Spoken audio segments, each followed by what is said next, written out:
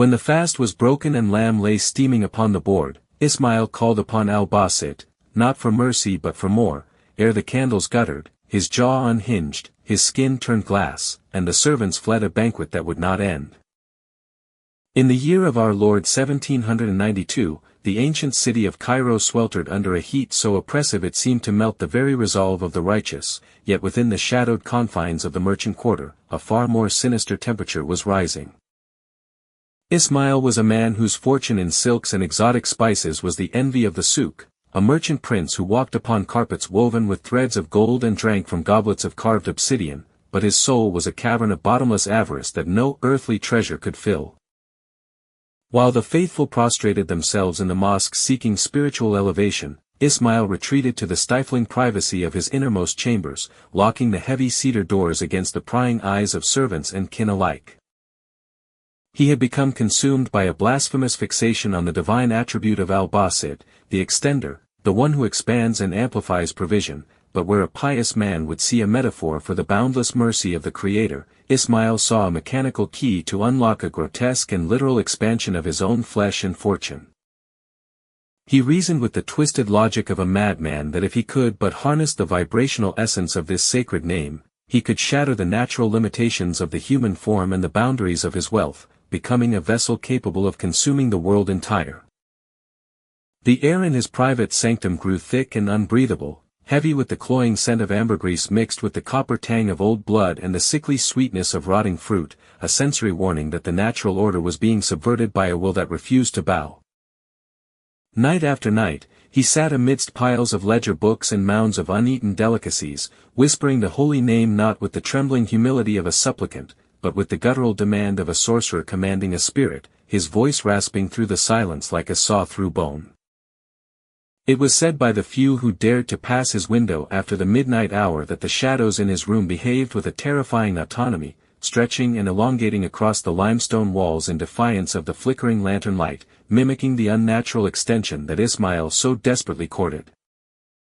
He began to perceive his own body not as a temple, but as a prison of skin and bone that was insultingly small, a restrictive sack that kept him from swallowing the abundance he believed was his divine right. As the weeks turned to months, a strange and terrifying vitality began to pulse beneath his floorboards, a hum of energy that made the teeth of his servants ache and the dogs in the alleyway howl with hair-raising fear. Ismail had ceased to sleep, for his eyes were fixed permanently on the void, his pupils dilated to swallow the darkness, waiting for the moment when the great extender would grant his horrific wish and stretch him beyond the pale of human geometry. The atmosphere in the house became charged with a static tension that raised the hair on one's arms, a silent scream of reality beginning to tear at the seams, for the merchant had knocked upon a door that should never be opened, and from the other side, something vast and terrible had begun to push back. The transformation did not announce itself with the grand theatricality of a thunderclap or the strike of lightning, but rather arrived with a grotesque and insidious intimacy during the sacred feast of breaking the fast, a time meant for gratitude and spiritual purification that Ismail would pervert into a spectacle of gluttonous horror. The banquet hall of his manor had been prepared with an opulence that bordered on the obscene, the heavy oak tables groaning under the weight of roasted lambs, mountains of saffron-infused rice, and silver platters heaped high with dates and honeyed pastries, yet as Ismail took his seat at the head of this cornucopia, a silence fell over the room that was heavy with dread. It began with a twitch, a spasmodic jerking of his facial muscles as the first scent of the roasted meat hit his nostrils, triggering a primal and uncontrollable response deep within his reptilian brain. He reached out with a hand that trembled not with age, but with a vibrating hunger that seemed to hum in the air, grabbing a leg of lamb with a violence that sent gravy splattering across the fine damask cloth like arterial spray. As he brought the meat to his lips, the servants watched in paralyzed fascination as his mouth opened, and then continued to open, passing the limits of the temporomandibular joint with a sickening, wet pop that echoed off the stone walls like the snapping of a dry branch. It was the sound of anatomy surrendering to an unnatural will. He did not chew so much as he engulfed, his teeth gnashing with the mechanical fury of a millstone, grinding bone and gristle into a pulp that he swallowed in great, heaving gulps that visibly distorted his throat. The hunger was not a biological signal but a metaphysical void, a black hole that had opened in the center of his being, demanding to be filled with the substance of the material world. As the minutes stretched into an hour, and the hour into two, Ismail did not cease his consumption, sweeping platters clean with a frantic desperation, his eyes rolling back into his head until only the whites were visible, trembling in a state of horrific ecstasy. It was then that the expansion truly began, a terrifying and visible warping of the human frame that defied all medical understanding. His stomach, initially distended by the sheer volume of food, began to push outward with a force that tore the silk of his tunic with a sound like a shriek, the fabric surrendering to the relentless pressure of the flesh beneath. But it was not merely a swelling of the gut, his entire skeletal structure began to groan and creak, the bones widening and lengthening in real time to accommodate the unnatural mass accumulating within him. The sound was deafening, a cacophony of internal fracturing and stretching that sounded like a wooden ship being crushed by pack ice, a deep, resonant moaning of calcium and marrow. His skin, once a healthy olive hue, was stretched so thin that it became translucent and shiny, revealing the dark, pumping machinery of his organs underneath, which were shifting and migrating like living creatures trying to escape a cage. The servants, overcome by the stench of supernatural sweat, a smell like vinegar and hot copper, began to flee the room, crossing themselves and muttering prayers against the evil eye, for they saw that their master was no longer a man but a vessel being blown up by the breath of a dark god. Ismail, oblivious to their terror, continued to feed, his hands now looking like swollen paws, his fingers thick as sausages, scooping up rice and wine and shoving them into the cavernous maw that dominated his face. He was growing taller, wider, his shoulders broadening until they eclipsed the high-backed chair in which he sat, the wood splintering under the impossible burden. He was channeling the attribute of the extender, yes, but he had forgotten that the human vessel is finite, and the force he had invited in was infinite. The candlelight flickered and died, unable to survive in the air that Ismail was sucking into his lungs, leaving the room illuminated only by the moonlight that filtered through the high windows, casting long, distorted shadows that danced upon the walls. In that pale light, he looked like a monstrous toad, a bloated idol of avarice, wheezing and gasping as his lungs struggled to expand against the crushing weight of his own chest. He tried to stand, to assert his dominance over the feast, but his legs, now thick as tree trunks and rippled with fluid, refused to support him, and he collapsed back with a crash that shook the floorboards, a prisoner of his own accumulation. Yet, even as he lay there, a mound of palpitating flesh amidst the wreckage of the banquet, his hand reached out, blind and grasping, seeking one more morsel, one more drop, driven by the terrifying compulsion of a curse that turned the blessing of abundance into the torture of endless expansion. The horror was not just in what he had become, but in the realization that he could not stop, that the extender would keep stretching him until the very fabric of his existence tore apart. By the arrival of the third month following that ill-fated feast, the situation within the merchant's palace had descended from a state of mere domestic alarm into a waking nightmare of logistical impossibility and grotesque physical confinement. Ismail, the once proud master of the souk who had strode through Cairo with the arrogance of a king, had now become a prisoner of his own impossible width, a captive of the very circumference he had so blasphemously courted. The transformations of the flesh had accelerated with a terrifying geometric progression, rendering the architecture of his own home into a mocking cage, the ornate cedar doorways, carved with verses of protection that now seemed to weep resin in sympathy, were hopelessly too narrow to accommodate the sheer, sprawling magnitude of his bulk. He had been forced to retreat, or rather, to be rolled and leveraged like a grounded vessel, into the grand central chamber, the only room with dimensions sufficient to house his expanding horizon, yet even here, the walls seemed to lean inward, suffocated by his presence. He lay not upon a bed, for no frame of wood or iron crafted by human hands could withstand the crushing tonnage of his form, but rather upon a vast archipelago of mattresses and silk cushions sewn together by weeping seamstresses, a sprawling landscape of down and feathers that groaned audibly under his oppression. He had become a mountain of meat in a cavern of silk, an immobile mound of pulsating flesh that had lost all semblance of the human silhouette, his limbs having retreated into the billowing, tsunami-like folds of his torso until they were mere flippers twitching uselessly against the tide of his own corpulence. The heat in the chamber was a physical assault, a suffocating blanket of temperature that defied the season, amplified by the immense, blast furnace radiation of his hyperactive metabolism which burned with the fury of a star trapped in a sack of skin. The windows had been shuttered to hide the abomination from the sun and the street, creating a twilight gloom where the air hung heavy and motionless, slicked with a condensation that smelled of sour milk, fermenting yeast, and the metallic tang of copper, the scent of a body that was growing faster than it could clean itself. It required the brute labor of 6 strong men, stripped to the waist and glistening with the exertion of galley slaves, to perform the grim ritual of rotating him, a task performed with heaving grunts and the creaking of ropes, merely to prevent the skin on his back from rotting away under the sheer pressure of his own gravity. When they moved him, the sound was wet and sloshing, like a heavy sack of wet clay being dropped upon a stone floor, a noise that caused the younger servants to retch and flee into the courtyard.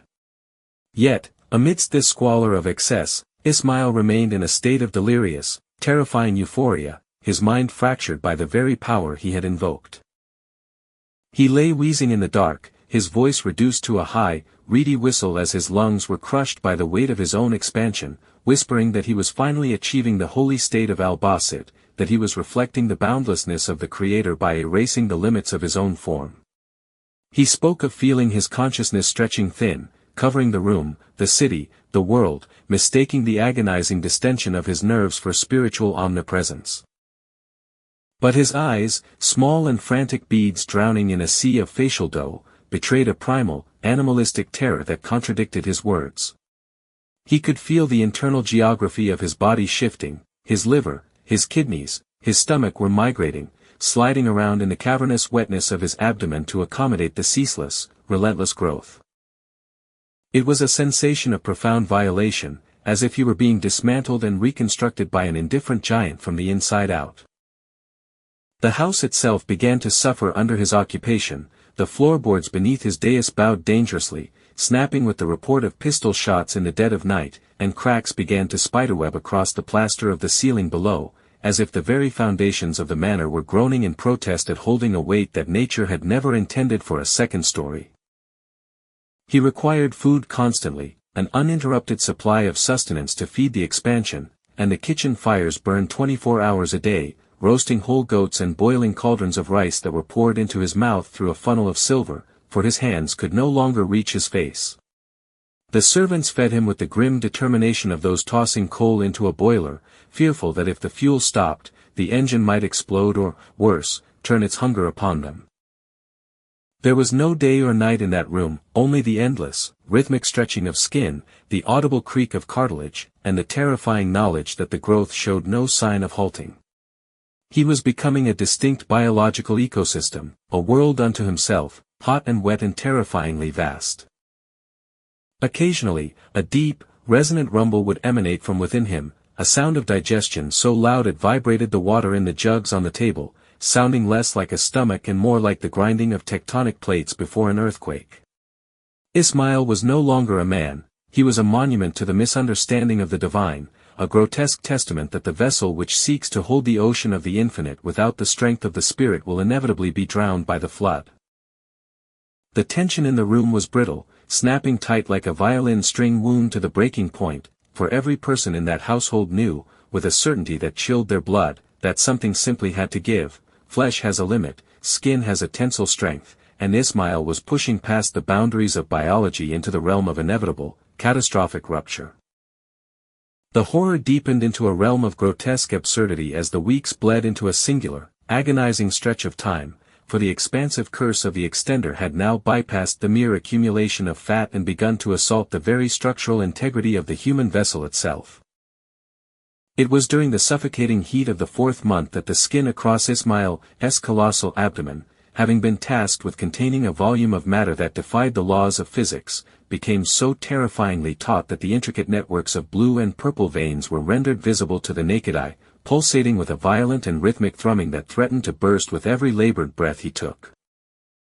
These were not the gentle, subterranean rivers of a healthy man's blood, but gorged and serpentine cables that writhed beneath the translucent surface of his flesh, thicker than a man's thumb and black with the oxygen-starved sludge that struggled to circulate through his immense periphery.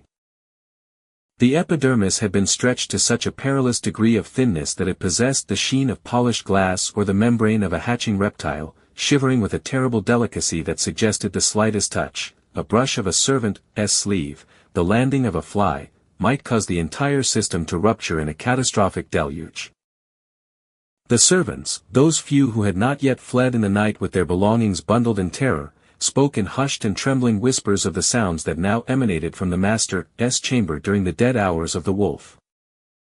It was no longer the sound of eating, for Ismail could barely move his jaw against the pressure of his own jowls, but rather a wet and sickening ripping noise, a distinct sound of tearing fabric that seemed to come from inside the man, as if the connective tissue, the fascia, and the muscle fibers were snapping one by one like over-tightened violin strings under the unbearable strain.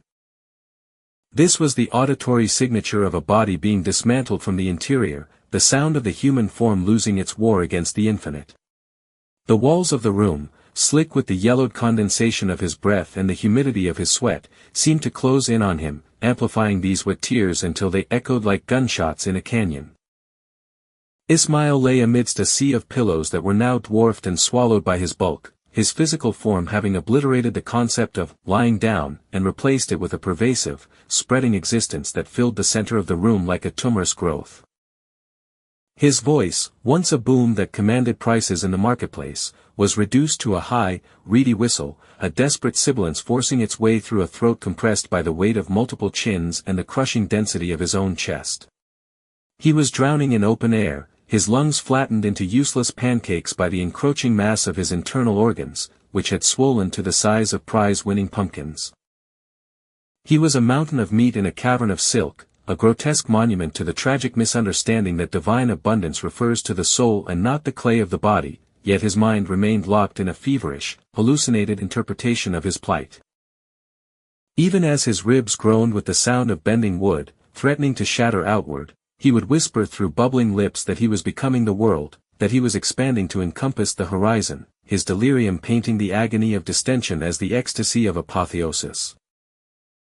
The stench in the room had evolved from the smell of a glutton's pantry into something far more ancient and disturbing, a miasma of sweet rot and electrolysis, the smell of a battery acid mixed with decaying flowers, a biological warning that the cells themselves were beginning to die and liquefy under the pressure. It was this smell, combined with the visual horror of his translucent, vibrating belly, that finally broke the resolve of his household. One by one, the loyal retainers who had served his father before him packed their bags and vanished into the labyrinth of Cairo's streets, preferring the uncertainty of poverty to the certainty of witnessing the inevitable explosion they knew was coming. They could not bear to look at him, for to look at Ismail was to see the anatomy of a man turned inside out, the private machinery of life displayed with a pornographic clarity through the window of his thinning skin. The nursemaid, a woman of 80 winters who had seen plague and famine, was the last to leave, fleeing after she claimed to see something swimming beneath the surface of his flank, a ripple of movement that suggested his organs were detaching and floating free in a slurry of internal fluids. Ismail was left largely alone in the gloom, attended only by a deaf-mute boy he had purchased years ago, the only soul capable of enduring the cacophony of groans, pops, and wet tears that constituted the merchant's existence. The isolation only fed his madness. In the silence, broken only by the sound of his own stretching, he believed he was hearing the music of the spheres, the vibration of the universe expanding, when in truth he was hearing the death knell of his own elasticity. The tension in the room was palpable, a static charge that made the hair on the back of one's neck stand up, for the skin across his chest was now singing with a high-pitched frequency, vibrating like a drumhead struck by a hammer. Every breath was a gamble, every beat of his overworked heart a roll of the dice against the structural limits of human biology. He was a vessel filled past capacity, a dam holding back a river that had swollen to a flood, and the cracks were beginning to show not in the masonry of the house, but in the purple, spider-webbed fissures that raced across his abdomen like lightning bolts of bruised flesh. He was the embodiment of the extender gone wrong, a man who had sought to make himself infinite and had succeeded only in making himself a prisoner of his own volume, trapping a screaming consciousness inside a balloon of flesh that was stretched to the very limit of its molecular bond. The tragedy was absolute. He possessed all the mass of a whale but none of the grace, all the size of a monument but none of the stability, a pulsating, leaking, groaning entity that waited in the dark for the physics of God to reclaim the space he had stolen. In the terrible, suffocating quietude of those final hours, a silence that lay upon the house like a heavy woolen blanket soaked in dread, Ismail was visited by a clarity of mind that was far more agonizing than the physical distension that had turned his body into a prison of grotesque geometry. The chamber had ceased to be a room in any functional sense and had become a sarcophagus of stale air and impending doom, the windows blocked entirely by the billowing, wall-to-wall expanse of his own spreading flank, plunging him into a permanent, sweltering twilight that smelled of hot copper and the sour fermentation of a body rebelling against its own boundaries. He lay there, a vast and trembling continent of flesh, immobilized by the sheer tyranny of his mass, and for the first time since he had begun his blasphemous incantations to Al-Baasit, the fever of his ambition broke, leaving behind the cold, hard slag of realization. He was not becoming divine, he was merely becoming large. The horrifying epiphany struck him that the expansion he had sought, the desire to swallow the world and extend his reach to the four corners of the earth, was closing in on him like a vice, a paradox of crushing openness where the very concept of more had become a torturous instrument of confinement. The lantern, which flickered with a dying, sputtering flame on a distant table of inlaid pearl, a table that now seemed miles away across the impossible terrain of his own abdomen, cast long, dancing shadows that mocked his immobility, illuminating the dust motes that floated in the stagnant air, indifferent to the suffering of the monster beneath them. He desperately desired to reach that light, or perhaps to extinguish it so that he might die in the mercy of the dark, but his arms were useless appendages, sunken and lost within the rising dough of his shoulders, twitching feebly without the strength to lift even their own weight. He was a prisoner in the most absolute sense, shackled not by chains of iron but by the relentless, unforgiving accumulation of his own substance. The sensation of the skin was the most immediate and terrifying torture. It was no longer the pain of stretching, for the nerves had long since been screamed into silence, but a sensation of terrifying thinness, a feeling that the barrier between his internal slurry and the external world had been reduced to the fragility of a soap bubble. He could feel the air currents of the room, slight as they were, against the raw, exposed interplay of his organs, which were pressed so tightly against the surface that he could see the dark, shifting shapes of them in the periphery of his vision, migrating and sliding over one another like eels in a crowded barrel. The skin across his chest was singing, literally vibrating with a high-pitched, resonant hum that was audible in the stillness, a sound like a violin string wound to the very precipice of snapping, shimmering with a tension that defied the tensile strength of biological material. Every breath was a negotiation with catastrophe. He had to sip the air in shallow, terrified gasps, for to inhale deeply would be to invite the rupture that hovered over him like the blade of a guillotine. He felt the pressure building not just in his gut, but in the marrow of his bones, a hydraulic force that threatened to pulverize his skeleton into dust, turning him into a sack of fluid held together only by surface tension and the cruel will of the curse. The silence of the house was absolute, the servants having fled to the mosques to pray for their souls or to the river to wash the smell of the house from their clothes, leaving Ismail alone with the sounds of his own structural failure. It was in this isolation that the true horror of Al-Baasit revealed itself to him. The extender does not merely give, it stretches, and in stretching, it reveals the emptiness of that which is stretched. Ismail felt his soul being drawn thin, spread over a surface area so vast that his humanity was diluting, fading into a wash of sensation that was purely mechanical. He remembered the feel of cool water, the taste of a single date, the sensation of walking on two legs, memories that now felt as distant as the history of the pharaohs, belonging to a different species entirely. He tried to pray, to beg for a contraction, to plead for the return of limits and boundaries, but his mouth was a distorted cavern, his tongue a swollen slug that could no longer articulate the sacred syllables, leaving him to wheeze out a pathetic, whistling sound that held no meaning. The heat inside him was rising, a biological furnace that was cooking him from the inside out, the friction of his expanding cells generating a fever that made the sweat sizzle as it emerged from his overtaxed pores. He became acutely aware of the architecture around him, sensing that the house itself was groaning in sympathy with his plight. He heard the floor joists beneath the layers of mattresses screaming under the metric tonnage of his form, a sound of wood fibers snapping one by one, a countdown to a collapse that would drop him into the cellar below. But even that fall seemed preferable to the current stasis. He felt a pressure behind his eyes, a throbbing crimson haze that suggested his brain was being squeezed against the inside of his skull, the expansion demanding even that sanctuary be violated. The fullness was absolute, there was no space left inside him for thought, for regret, for anything other than the terrifying sensation of being full to the point of obliteration. It was a pressure that bordered on oblivion, a physical absolute that promised to scatter him across the room in a rain of biological debris. He realized, with a jolt of terror that made his heart flutter like a trapped bird, that he was no longer a solid being, he was a fluid dynamic equation waiting to be solved by the violence of physics. The blue veins that netted his surface were pulsing with a violent, erratic rhythm, visible maps of his doom, and he watched, mesmerized and horrified, as a fresh crack appeared in the skin of his left flank, not a cut, but a fissure where the tissue simply gave up, revealing a glimpse of the wet, pink darkness underneath. It did not bleed, for the pressure was too high, it simply gaped, a mouth opening to scream without sound. In these final, agonizing moments, the concept of time dissolved. 1 minute stretched into an hour compressed into a second, all measured by the rhythmic, creaking expansion of his ribcage. He felt the extender working upon him still, a relentless, impartial force that knew no stop, pushing more matter into a space that had vanished days ago. He was a balloon inflated by the breath of a vengeful jinni, floating in a void of pain and pressure. The room, the shadows, the flickering lantern, all of it began to blur, the edges of his vision darkening as the blood supply to his eyes failed, diverted to the impossible task of feeding the periphery of his mountainous form. He was alone, utterly and completely, accompanied only by the wet, tearing sounds of his own disintegration, a man who had wished to be larger than life and was now about to die of having too much of it.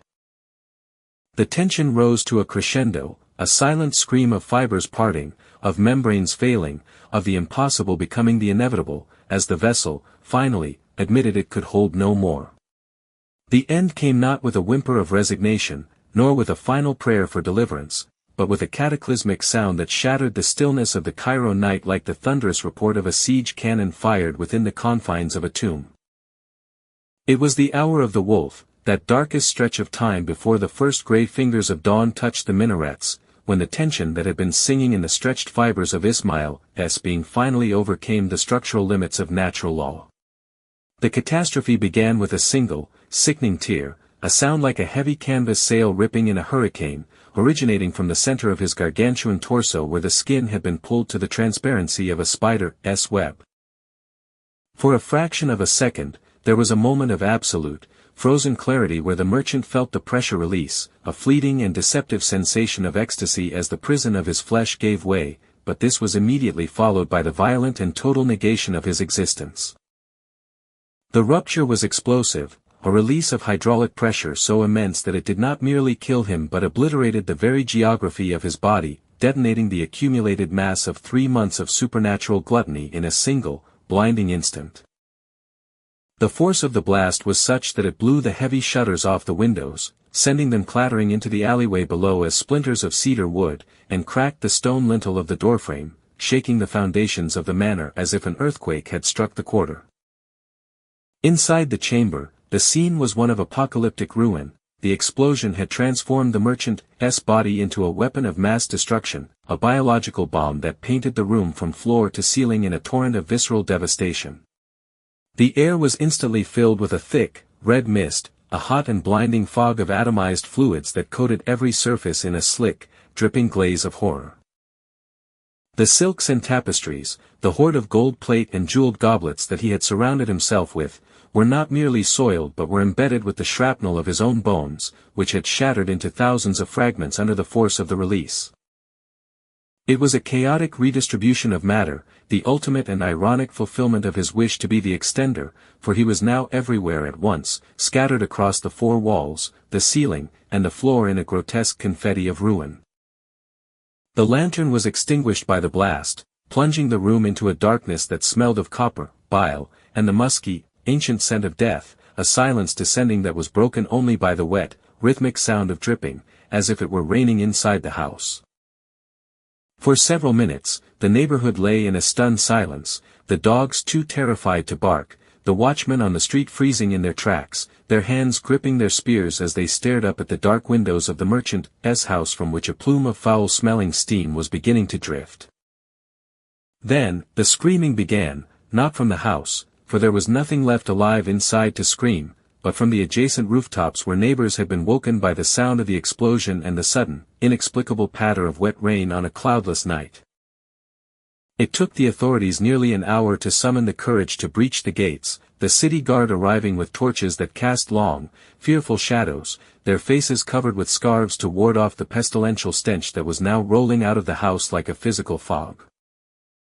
When they finally took axes to the reinforced doors of the inner sanctum, breaking the seal on the horror within, the men at the front of the line fell back, gagging and retching, overwhelmed by a sight that defied all reason and theology. There was no corpse to bury, no body to wash, no face to look upon with pity or revulsion. There was only the wet and sticky aftermath of a total biological dissolution. The room resembled the inside of a slaughterhouse after a frantic day of labor, save that the carnage was singular. The vast mountain of mattresses had been flattened and soaked through, stained a deep, dark crimson. In the center of the room, where the mountain of flesh had once lain wheezing, there remained only a ragged, hollow crater of bedding, surrounded by the scattered detritus of a man who had literally burst his banks. The walls were plastered with a slurry of organic matter that slowly slid down the plaster in weeping sheets, pooling on the floorboards which were already beginning to warp under the deluge. But most horrifying of all were the coins, the gold dinars and silver dirhams that Ismail had kept stacked by his bedside, which were now found embedded deep in the plaster of the walls and ceiling, driven there by the force of the explosion like shrapnel, a glittering constellation of wealth fused permanently with the gore of its owner. The clean-up was an impossible task, a grim labor that no servant would undertake for any wage, forcing the family to burn furniture and strip the plaster down to the bare brick in a desperate attempt to excise the memory of the event. Yet, the stain of what had happened proved indelible. The floorboards, even after being scrubbed with lye and sand until the wood was white and raw, continued to exude a faint, sickly sweet odor on hot days, a ghostly reminder of the ambergris and rot that had once filled the air. The house itself became a pariah, a cursed monument that stood empty for decades, for no tenant could sleep soundly in a room where the walls seemed to weep and where the silence was heavy with the echo of that final, wet cannon blast. The story of Ismail, the merchant who sought to swallow the world, passed from the realm of gossip into the dark folklore of Cairo, whispered by mothers to greedy children as a warning against the sin of wanting more than one's vessel is designed to hold. The Imam spoke of it in hushed tones as a terrifying proof of the Creator's power, a demonstration that the divine names are not magic words to be used for profit, but elemental forces that can unmake a man as easily as they make him. It was said that on quiet nights, if one stood beneath the window of the abandoned manor, one could still hear a low, whistling wheeze, the sound of a soul forever trying to catch a breath it could not hold.